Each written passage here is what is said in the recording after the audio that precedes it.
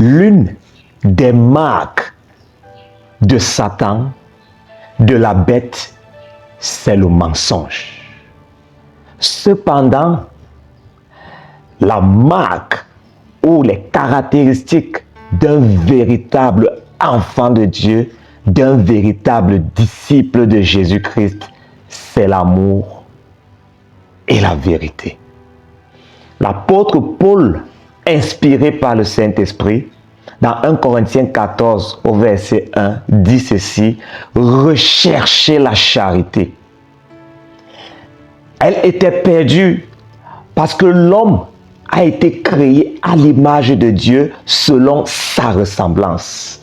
En chaque homme, il y a un être spirituel qui est bon, aimable, qui a les caractères de Dieu. C'est cette nature que nous devons rechercher, cette nature amour, cette nature pleine de bonté, de patience. Cette nature-là, toi et moi, nous devons la rechercher. L'apôtre Paul dit, recherchez la charité. Nous devons tout faire pour rechercher cette nature, une nature qui glorifie le nom de l'Éternel. Aujourd'hui, nous devons savoir que l'une des différences entre les chrétiens et les païens, c'est une charité venant d'un cœur pur. Jésus, dans le livre de Matthieu, chapitre 7 au verset 16, fait la différence qu'il y aura entre ces hommes pleins de rapines, pleins de prodiges même, parce qu'ils seront capables de faire descendre même le feu du ciel. Dans ce verset, Jésus nous montre l'une des caractéristiques qui fera la différence entre les faux prophètes et les vrais prophètes. C'est l'amour. Il dit, vous les reconnaîtrez à leurs fruits. Un véritable enfant de Dieu a le fruit. Un véritable enfant de Dieu doit manifester le fruit de l'amour, un fruit de patience, un fruit de bonté. Le faux prophète sera distingué du vrai par la charité. Ils peuvent faire descendre le feu du ciel. Ils peuvent avoir des paroles de connaissance, te dire où tu étais hier, avant-hier. Mais après, ce sont des raffineurs, ce sont des voleurs, ce sont des impies. Ils vont racketter ton argent. Pour de la prière, ils vont t'imposer une somme.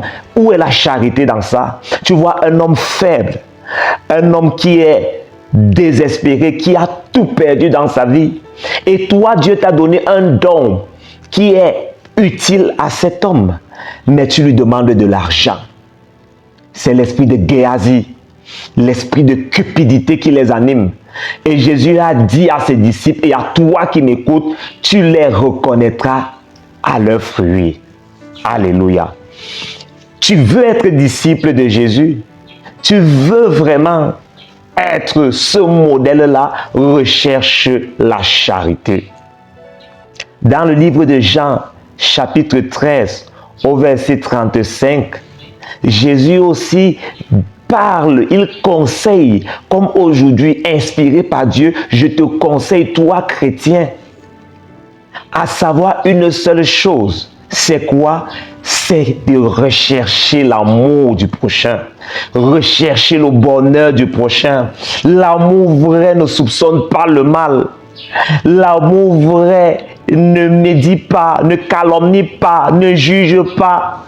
L'amour véritable, cette charité dont Dieu fait part aujourd'hui, c'est un amour, une charité venant d'un cœur pur.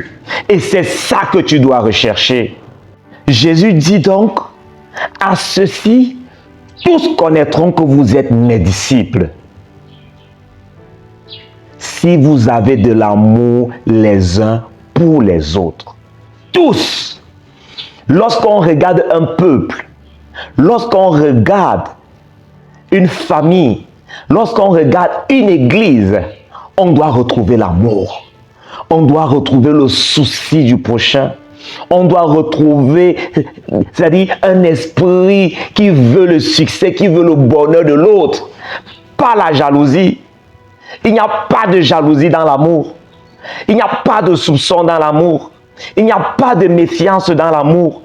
Cet amour-là, nous devons pas la chercher, mais la rechercher. Parce qu'il y a un être bon en toi. Il y a un être spirituel en toi qui a été créé à l'image, selon la ressemblance de Dieu. Recherche cette nature. Dans le livre de Galates, chapitre 5, au verset 22, l'apôtre Paul nous explique en réalité le fruit de l'esprit. Il dit, mais le fruit de l'esprit, c'est l'amour. Tu es né de l'esprit. Tu es rempli de l'Esprit de Dieu. On doit voir le fruit.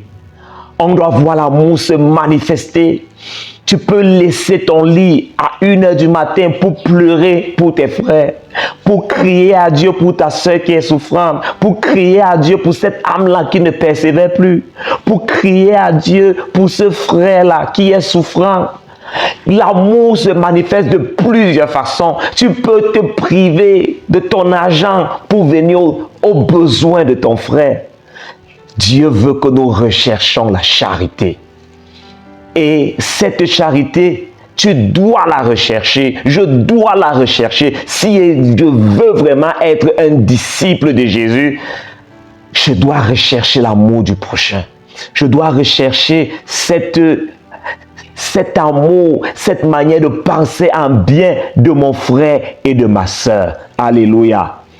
Le dernier passage que nous allons lire, c'est dans le livre de 1 Jean, chapitre 3.